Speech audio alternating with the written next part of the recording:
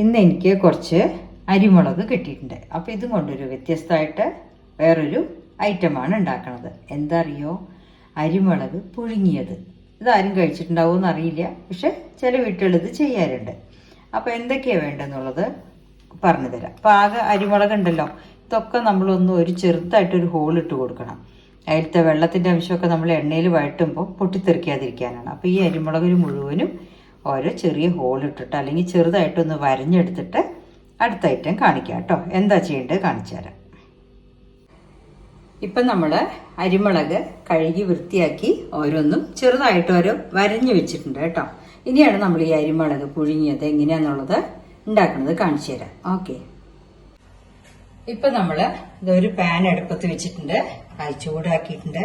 അതിൽ നമ്മൾ ഈ വരഞ്ഞു വെച്ച അരിമുളക് കേട്ടോ അതിട്ടിട്ട് അതിൽ കുറച്ച് വെള്ളം ഒഴിക്കുക.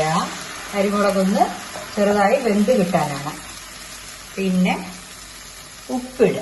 ആ മുളകിലേക്കൊക്കെ ഉപ്പ് പിടിക്കണമല്ലോ. അപ്പം നമ്മൾ അരിമുളക് വേവുമ്പോൾ ഉള്ളിലേക്ക് ഉപ്പ് പിടിക്കും. കുറച്ച് മഞ്ഞൾപ്പൊടി ഇടുക. ഉപ്പ് നോക്കി സ്വാദ് നോക്കിക്കോളൂ, ആ വെള്ളത്തിൽ നോക്കി. നമുക്കപ്പോൾ മുളകിലുള്ള ഉപ്പിൻ്റെ അളവ് അറിയണമെങ്കിൽ ഈ മുളക് ഇങ്ങനെ വെള്ളം ചേർത്ത് ഇളക്കിയ ശേഷം ആ വെള്ളം ഒന്ന് നമുക്ക് ടേസ്റ്റ് ചെയ്താൽ മതി കേട്ടോ. നല്ല ഉപ്പുണ്ട്. അപ്പോൾ ഈ ഉപ്പൊക്കെ മുളകിൽ പിടിക്കണം. അതിനൊന്ന് നമ്മൾ അടച്ചു വെച്ച് വേവിക്കണം.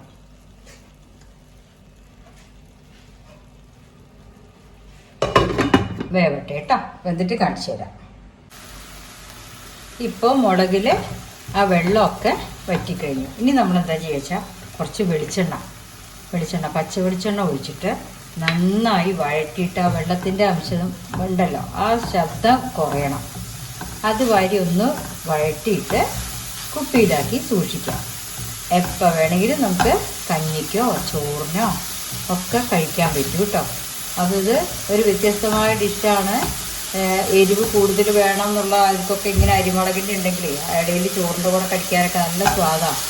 അപ്പോൾ ഉപ്പിട്ട് മഞ്ഞൾപ്പൊടി ഇട്ടിട്ട് വെള്ളം ഒഴിച്ചൊന്ന് തിളപ്പിച്ചിട്ടേ ഉള്ളൂ. കുറച്ച് വെളിച്ചെണ്ണ ഒഴിച്ചിട്ടുണ്ട്. അത് നമുക്ക് കുറച്ചുകൂടെ വേണമെങ്കിൽ ഒഴിക്കാം. ഒഴിച്ചിട്ട് ആ വെള്ളത്തിൻ്റെ എന്നുള്ള ശബ്ദം മാറുമ്പോൾ നമുക്ക് അത് വാങ്ങി കുപ്പിയിലാക്കി സൂക്ഷിക്കാം കേട്ടോ ഫ്രിഡ്ജിൽ. അങ്ങനെ നമ്മുടെ മുളക് പുഴുങ്ങിയത് റെഡി ആയിട്ടുണ്ട് കേട്ടോ. ഇനി നമുക്കിത് ഒന്ന് ചൂടാറിയ ശേഷം കുപ്പിയിൽ ആക്കി ഫ്രിഡ്ജിൽ സൂക്ഷിക്കാം. എപ്പോൾ വേണമെങ്കിൽ നമുക്ക് എടുത്തിട്ട് അച്ചാറുമായി തന്നെ കഞ്ഞിക്കും ചോറിനും ഒക്കെ കഴിക്കാൻ പറ്റും. ഓക്കെ, കാണാൻ അസലായിട്ടില്ലേ, പക്ഷെ കഴിക്കാൻ നല്ലൊരു വെറൈറ്റി ടേസ്റ്റാണ് കേട്ടോ. ഈ മുളക് പുഴുങ്ങുമ്പോൾ ആ ഞെട്ടും കൂടെ വിടില്ല, അതൊന്ന് ശ്രദ്ധിച്ചാൽ മതി കേട്ടോ. ആ ഞെട്ടും വിടാതെ ആ വേവ് അതിന് മുമ്പേ എടുത്തിട്ട് വെളിച്ചെണ്ണയിലൊന്ന് നന്നായി റോസ്റ്റ് ചെയ്താൽ മതി. 10 മിനിറ്റ് പണിയുള്ളൂ, പെട്ടെന്നാവും. ഇതൊരു പിക്കിളായിട്ട് നമുക്ക് എടുക്കാം. ഓക്കെ.